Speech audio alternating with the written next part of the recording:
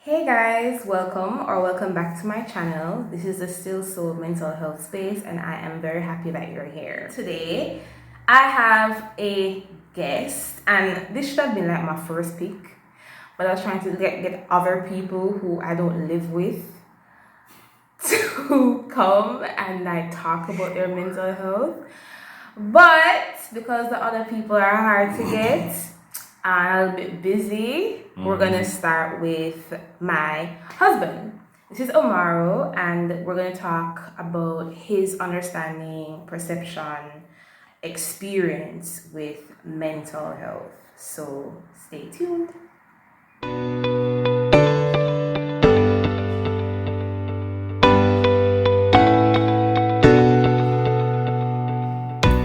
All right, are you ready? I guess. Okay. All right, you want to introduce yourself? Okay, cool. Mm-hmm. All right, hi. Crap.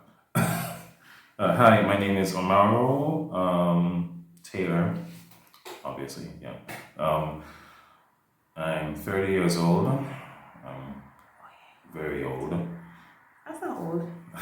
I think it's old. He's not old. Right. I'm a help desk technician. I'm in IT. A musician. A Christian. Loves God, loves Jesus. Trying to figure out life. Trying to, yeah. Yeah, I think that's a bit of it. And I'm trying to figure out life, okay? It's every day is an experiment. Yeah. Every day is an experiment. That's pretty much the best way I can describe my life right now, or our lives.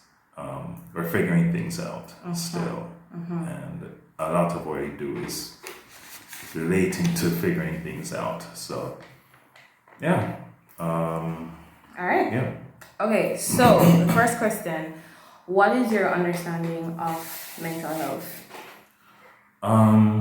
Mental health, in my perspective, refers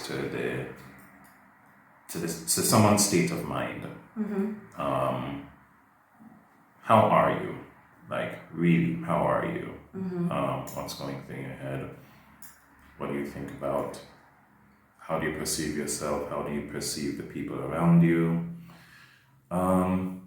Yeah, just a detailed critical analysis of your state of mind, or one state of mind.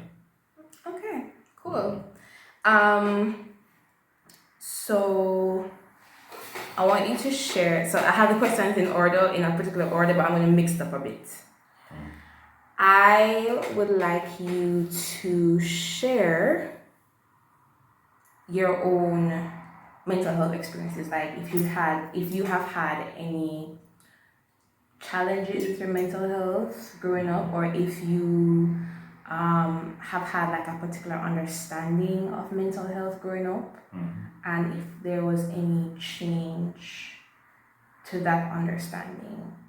Also, if you can like reference a bit, well, I guess I'm merging two questions in one now. Reference a bit of how being a part of the Jamaican society or Western society has like, shaped how you understand mental health. My experience with mental health.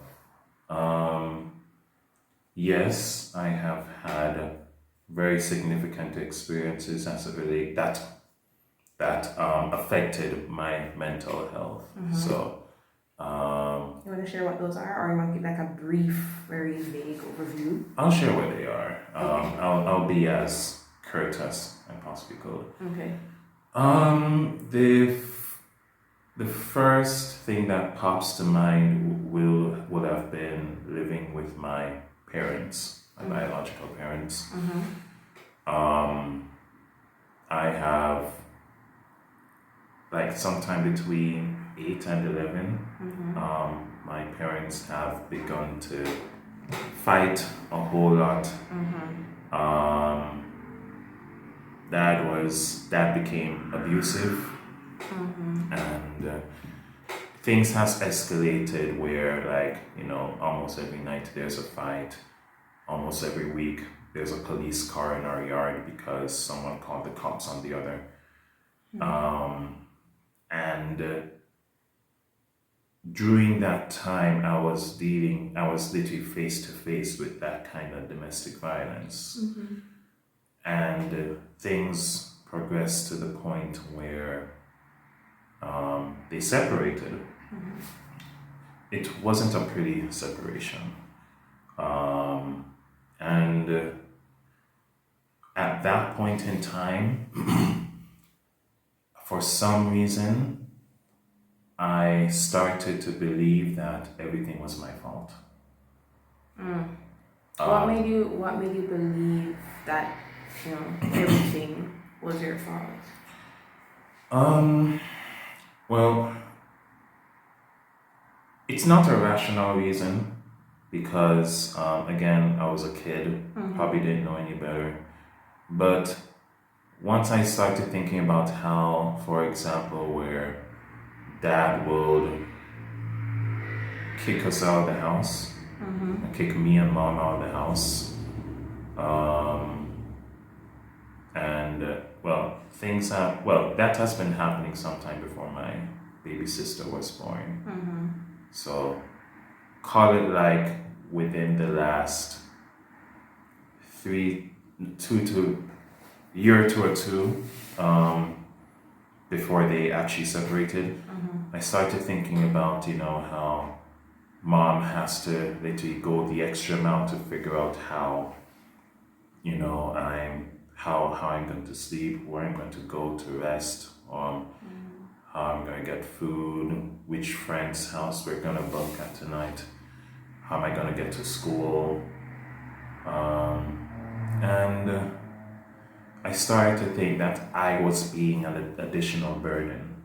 Oh, okay. And a burden that further complicated, the separation, because over time, mom and dad started to fight over who would have custody over us. Us being you and your sister? Yeah. So then I started to think, probably if I wasn't here, they probably wouldn't have to go through this kind of stuff. My sister wouldn't have to be exposed to, this level of violence or this level of dispute if I wasn't around. And I guess those started to sow some seeds in terms of suicidal ideation for me. Okay. And how old were you at the time when you started to experience suicidal ideation?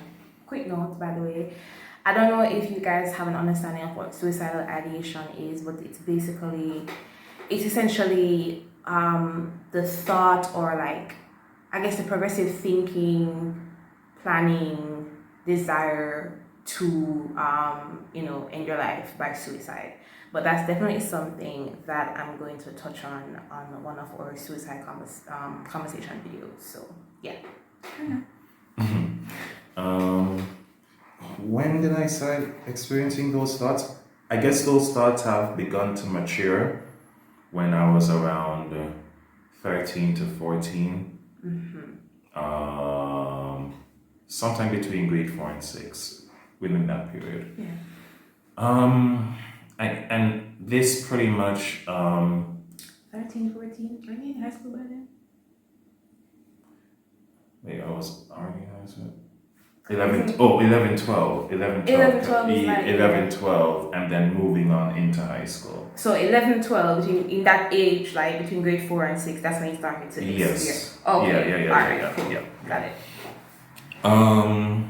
This leads me to my next event that impacted my mental health. That would have been, I mentioned the separation of my parents, but then there's also the death of my parents. Of your parents. After living with mom's parents for a while, progressively got news that mom was murdered, fortunately. And dad, after years of not hearing from him, just passed mysteriously. That had thrown me into a deep level of depression. Pause. How old were you when your mom died? Mom died when I was 11. And how old were you when your dad died? 16. Okay. Yeah. So you're young. Yeah. Yeah. Yeah. That caused me to be heavily depressed. All of a sudden, my own company was my favorite company. I didn't So want. isolation. I heavily isolated. If you ask any of my friends, my high school friends, they will definitely vouch the fact that when I'm at school, I'll be somewhere sitting by myself, not wanting to socialize, because it's like I want to have friends, but I felt like I wasn't deserving of friends, because in the same way that I had thought that I was too much of a burden for my parents. Again, that was my thought process. I understand that's not necessarily true, but at that point in time, that's how my mind was working.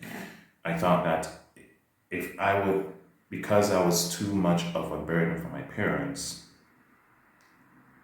that I would have in the same way be too much of a burden for the people around me who actually care for me. What aspects or what parts of you did you think? Because, okay, when you were a child, I guess, and you explained it, like you thought that, you being around and you be like an extra mouth to feed, an extra person to take care of, you considered that to be, okay, I'm a burden here. Yes. But in terms of your friendships and like, your platonic relationships, what aspect of you did you think was a burden to your friends or could have been a burden to your friends? It would have been my ability to fit in. I didn't think that I could fit in well. I'm very different. I know. I'm a very interesting person. I think differently than most. My mindset is it's different. Okay, Yeah. it's different from most. I don't think along certain lines as relate to certain things. I'm not bothered by certain things as most people are. It's like a superpower that I'm really trying to have. I'm just like, does this come with marriage too? Like certain things I don't bother me, like petty conversations, social media, like I don't think about that. I think that's a waste of my energy. So when I now enter into platonic relationships with that kind of mindset, a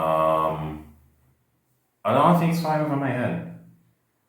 Okay. A lot of things fly over my head, and I feel like there are many times where I felt like I'm a sore thumb sticking out.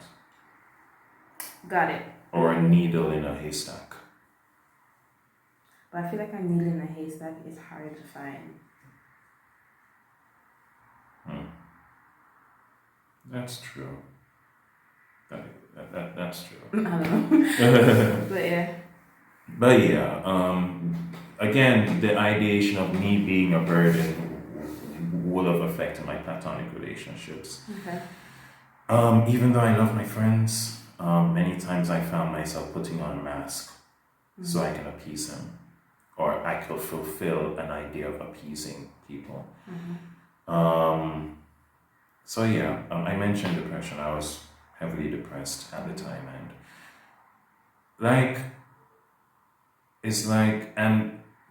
it began to affect my relationship with my family. For example, I just got this rebellious spirit when I was growing up. Jesus. I got so rebellious with my grandparents. As they would say, I began to start having attitude, and that coupled with the changes of puberty kind of probably like magnified everything even more. I would be arguing with my grandparents, who were my guardians at the time, and my extended family members. Like I couldn't connect it was hard for me to connect with anyone, you know. So last week I had mentioned, guys, that in men, or did I mention last week? Anyway, depression in men shows up differently than it does in women. So whereas women may have like quote unquote softer emotions, like feeling extremely sad or whatever, for men depression can look like being really angry and being irritable. So what you said about how you became like really rebellious and had arguments and stuff and basically lashing out at the people around you, that's in line with what depression or symptoms and signs of depression in men, as opposed to women. So yeah. Yeah. I also had an eating disorder. Really? Yeah. I did not know that. I remember that I would eat the most in my house. My grandparents, my sister, my cousins who were living with us at the time, and other family members who were living with us within the same yard area. I consider myself to be the one who ate the most. Like, I was. It's like I was always hungry, but at the same time, when I was eating so many things, like grandma would like pound my plate with food. Like it's As literally. grandmas do. Grandma does that, but she does that specifically for me because she knew that I had a big appetite. But what was also strange was that I was also losing weight. I was losing weight. Like I remember one time, and I cannot forget this image on my head. I was in the bathroom, and I was looking in the mirror. I had my shirt off, and my rib cage was showing, and my collarbones were so deep that they can hold water, and that is not an exaggeration. I believe you. I was so skinny. I was extremely. I remember like 2 years ago, my one of my teachers, who was also the ICF staff advisor, close friend of mine, she sent me a picture of me in fifth form when I was the ICF president at the time. Yes, I was an ICF president. If you don't know what ICF is, it's this Christian organization in schools. Yeah, that's it. Yeah, Interschools Christian Fellowship. Yeah. I was the president at the time. It's like youth fellowship, but at school. Yeah. So she was like, Omaro, like, hey, look, here you were in fifth form. And I was like, I'm gonna look for a picture on Facebook and put it up. I was skinny. I'm gonna look for one. My khaki shirt felt like a caucus bag. It felt like a parachute. Like my small frame in that very large khaki shirt. It was just weird. And yeah. So there's that. And then also, it also begun to, again, I was still having suicidal ideations. And it began to progress in me actively hurting myself. Okay, and what did that look like? There were times whenever I was having a dispute with my family members,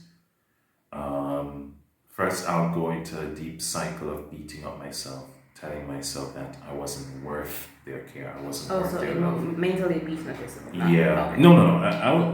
Okay. I ended up physically doing so, but it was prefaced with me mentally. Oh. And that thought evolved into me believing that I need to be actively punished for every mistake that I make. So in situations like those, I'll hit my head on the wall. Hard? Considerably. There are situations where while I was at school, when I was sitting by myself, I'll find something sharp and just rub it along my arm like really, really hard until it turns red. There are times I actively cut my arm because I felt like, oh, I'm a burden for everyone. Because of everything that happened, my parents being separated and dying, my crappy relationship with my family members at the time, I need to be punished. I need to be punished. I need to feel pain because it was in my feeling of pain that I felt some sort of retribution. felt like through that I could have somewhat atoned for things that happened that weren't even my responsibility. Yeah, because I mean, your parents separation, that not much to you, really. I know, and but it's just I understand though. I do understand. yeah. Yeah. The last thing, I know we're talking a lot on this question, but it was That's really, fine. That's the heart of the question. it's That's the heart of the whole thing. it's kind of loaded. Yeah, and that's fine because you sharing. I feel like there'll be guys out there who can probably relate to what you're saying, and that's really the point of us doing this. So, yeah. The third major event in my life, or events that happened that significantly affected my mental health, was school. More specifically, my transition to university. A lot of people may not know this, but I am at peace with saying same, but I've been to 2 universities. I'm not laughing at you. You know I'm not laughing at you. I've been to 2 universities and I dropped out of both. I dropped out of both universities, so... Why? So at the time when I transitioned, so I went to UTech first. I was studying chemistry at the time. In my 3rd to 4th year, a lot of pressure began to hit me because I couldn't finance my boarding. You said 3rd to 4th year.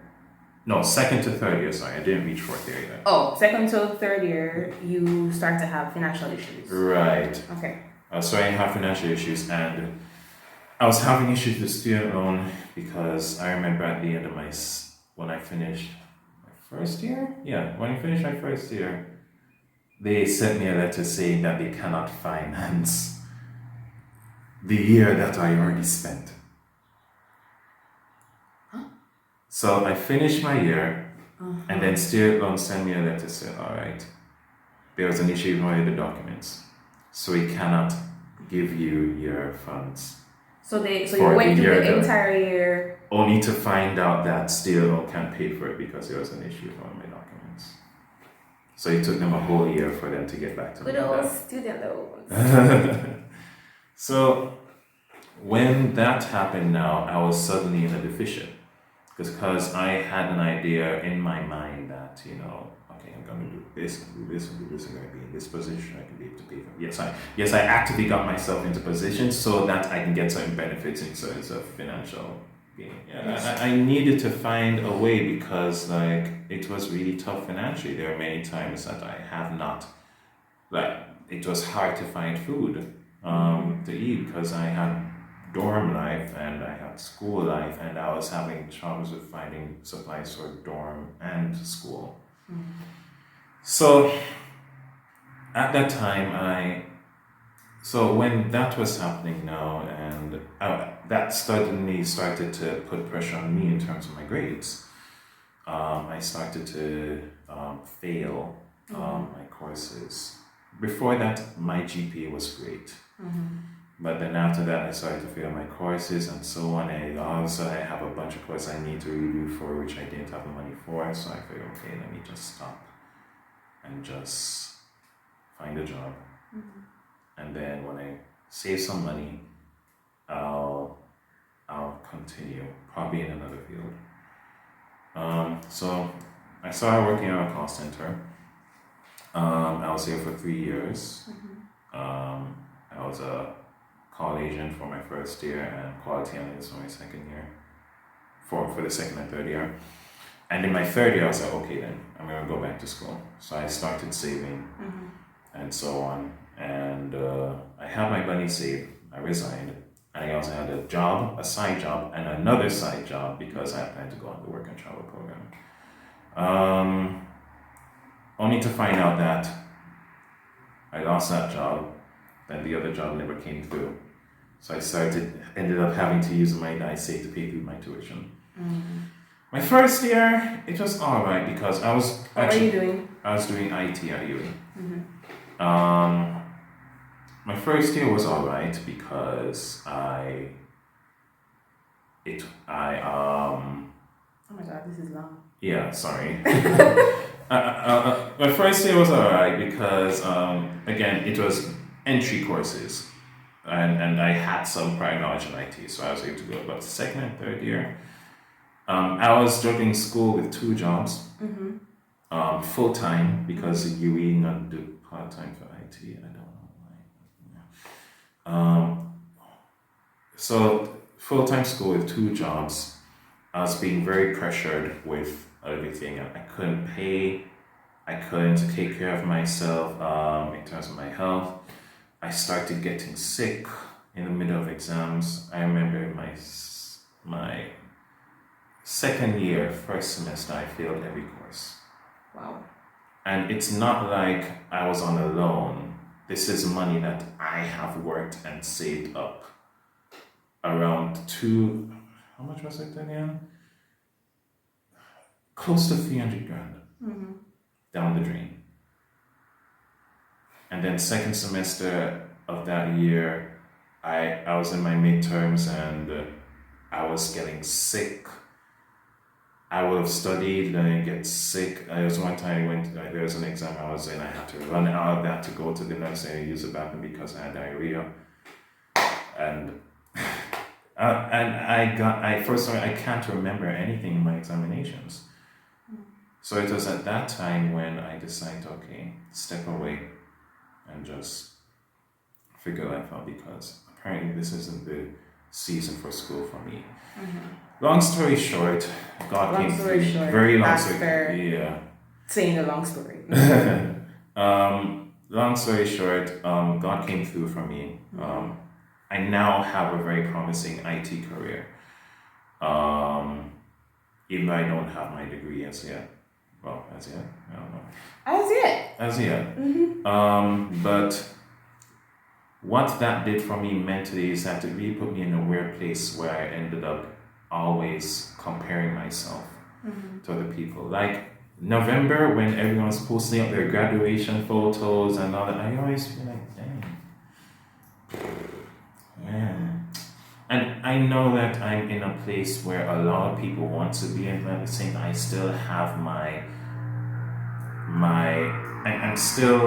I still have those emotions where I was like, man, that could have been me. I wasted years of my life, like 10 years of my life. That's my process. Wasted 10 years of my life and so on. And I know that I'm on a different path now in terms of studies, which is not traditional. But at the same time, I felt tempted to forsake my path with others. And I put a lot of pressure on me because I was like, should I just keep going? But again, I feel away, like I'm not like everyone else. And then the previous seeds of the prior events from a little kid growing up started to set in, oh, you're not worth it, oh, you're just a bother, everything what you do, I'm gonna fail because you're just cursed, and then, yeah. So currently, what is your mental health like? Currently, thank God for you. Thank God for you. Okay. God has put me in not only a safe space, but safe spaces where I am constantly being encouraged to express myself and to be vulnerable with my feelings, because that was something that I had a huge challenge with, and I still do have a challenge with expressing myself. I lost my grandfather not too long ago, and it was at that time that I realized I deal with grief differently. I just bottle up my emotions. And that's something I think a lot of men do. They kind of shut down because at the time when your grandpa just died, It was the day before I had planned a surprise birthday party for you, and just the drop in your mood. I mean, obviously, like when persons are going through grief and stuff, their mood, their everything's gonna change. Things are gonna change. But for you, it wasn't like an immediate bawling and whatever. It was just silence Mm. and just going about the day almost robotically. Mm. And I think something had happened, and it was like a trigger, and that's when you and that was like long afterwards, and I that's when think it you was kind 2 of weeks. yeah, two Was weeks 2 weeks after. after? 2 weeks after was when I first cried. Yeah, 2 weeks of receiving the news on my grandfather's death, after was when I first cried. and I figure that's not even everything. It wasn't. Yeah, so It wasn't. There's still some stuff bottled up. I know it's not healthy to be relying on triggers to release emotions, Yeah. but like you said, you're in a space now where you pay more attention to your mental health, and you have space to express yourself and to be more vulnerable. mhm. Have you received any kind of professional aid with your mental health? I did. When I was going through high school and university, and both universities, UTech and U, there were counselors who I have been maintaining a relationship with. Mm-hmm.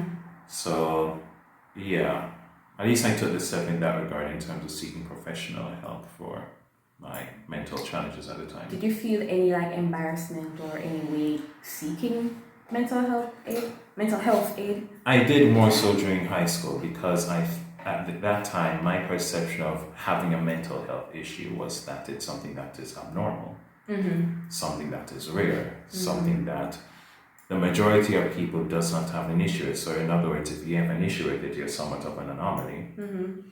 So many times during high school, I'd be going to the guidance counselor. When I tell my teacher, hey, I need, like after class or sorry, during class, during break, during a class, I'll tell my teacher, hey, I need to talk with the guidance counselor for a bit. I remember having to be hush about it because I didn't want anyone else to hear because I was scared that they would think of me as some sort of sickle or someone who's deranged, and I knew within myself that I'm not. Mm-hmm. I knew within myself that I am talented, and in terms of my academics, like I was very talented. Mm-hmm. I believe I still am, but again, life. Right. I coming up high school, I was a head boy. In my capes and C-sex, I had a lot of ones, especially in cape. I had ones in the sciences, which is rare in and of itself. So I knew that Kids are good. So when it comes to applying myself and working, when it comes to working, I know that I can put my head in the ground and work. I can shut off everything and work until I get what I want. I knew that was me, but at the same time, I knew that that's not what the people around me would think of me when they find out that I was also battling with a mental health issue at the time. So I had to be hush around when it comes to going to the guidance counselor and in high school. But universities, it's a different environment. You're not really that close with your people. As a matter of fact, you can go wherever you want without people giving much of a care. In high school, everything's like tight knitted. A lot of people you go through your classes in the same class with each other. University was easy for me. I could just get up and go to the health center wherever I needed to talk to a counselor. So, what influenced your general idea that having mental health issues is abnormal, and persons would think of me in a particular way, and I have to be really hush about it? Like, what was the influence for that mindset? I think one of the main influences for that mindset was that was society's general perspective towards mental health. Growing up, there were some individuals who have called me, retarded. Is that a safe word for you too? Yeah, but what's going to be safe now? Retarded. Mm-hmm. I have had individuals who have called me retarded, or have said that, quote, I don't have any sense. And, in a country context, it means that you don't really have it all together up here. And there was also perception that, that a madman on the road would have a mental health issue. Or a homeless man would have a mental health issue. So, like, my small brain, childlike person thought that, if people found out that I had depression, also, continuation of the previous discussion, I saw professional help. My grandparents also took me to a psychiatrist. Big up, grandpa is gone, rest in peace, grandpa, but big up grandma for even thinking like beyond what society's norm is, especially in the country. Because you're from the country side in Jamaica. I know that it's not information in general about mental health isn't as widespread in Jamaica, and in particular rural areas, it's even far less, information down there. So yeah, bigger grandma. Yeah, I guess that's happened because at that point in my life, I was really, really rebellious, and my behavior was just out of line constantly. So I guess it was that point that my grandpa was like, okay, we need to definitely see someone. Okay. I think I was taking some meds for a while too. I don't quite remember them, but I think I do know I was taking some meds at the time too. But yeah, I thought that, if people found out that I had a mental health issue, I'm going to be an outcast. I thought I was going to be an outcast on society and going to not be able to take advantage of certain opportunities in my life when people find out that I deal with chronic depression, or I deal with suicidal ideation or suicidal thoughts. I actively hurt myself or cut myself. And I got scared of people knowing because I feared the non-existent consequences that I would have gotten. Like what? As I said, being an outcast or being labeled as an outcast. Do you think that's non-existent though? You do have a point. Because that does still exist in society. People still think that. Yeah. So I think your fears were, like, those particular fears were grounded. Oh my God, it's almost 40 minutes. I think those particular fears were grounded in, actual things that happen in society. And probably you may have seen it or heard it. So, like you said, like, person often have the perception that the homeless person on the street don't have much going on up here, or they're mentally or cognitively impaired. So I think in that way your fears were, rooted in evidence. Yeah. How do you feel about society now? I think, from my perspective, things are changing in the way that society views mental health issues, and there are still pockets of society that have the very I'm going to say backward notion of what mental health is and isn't. But for the most part, there are more persons having conversations. There are more talks about mental health. There are more open dialogue about mental health and all that. So how do you feel about that change now? I feel like it's a great change. The fact that there is now an increased level of awareness being put out there in terms of mental health. I appreciate the conversations. I appreciate the awareness that the government and Ministry of Health has put on mental health. There are more advocates around in society speaking out for it. But I can't shake the feeling that this is more of a reactive move than a proactive one. And I had wished that society had thought that, okay, mental health is an illness just like any other illness. Right. And it is. Right. And I wish that society had put in the proactive steps prior to raise awareness for mental health in the same way that they raise awareness for diabetes or HIV/AIDS or COVID. COVID got mad. COVID got a lot of PR time. Oh, yeah. Right, but I had wished that society was more proactive with applying some sort of foresight with regards to how mental health will have affected society, and then put in the resources needed so that people can be better with handling it, instead of waiting until the suicide reports come in, the amount of people who are being affected or voicing they being affected as it relates to mental health issues. They begin to rise when students start dropping out in close because they can't deal with handling university and student loan at the same time. Like waiting until all of that stuff happened as a consequence, as a result of neglecting mental health, before actually putting in the steps to deal with it. So that's why I say I wish that, even though I am grateful for the effort being made now, I feel like the lack of a proactive approach kind of dampened its effectiveness.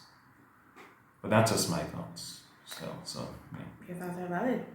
And I agree with you. I do also wish that, there was more of a proactive approach to mental health care, mental health awareness, and there are more resources. Oh my God, it's shaking. There are more resources. That's my fault. There are more resources put towards preventative measures of mental health as opposed to like reactive responses. But, things are changing, things are progressing. Outside of the ministry's work, there are persons popping up who have that kind of interest, myself included. And I think over time, we can make the change, and we can do what is necessary to improve society's view on mental health, particularly society's view on men's mental health. So this video is long and we are gonna stop right here. Thank you for coming and sharing your story. Thank you for coming. I'm always here. I ain't going anywhere. Anyway, if you guys liked this video, don't forget to click the like button. If you haven't subscribed yet, please do. It helps the channel a lot. Where we want to grow over here, right?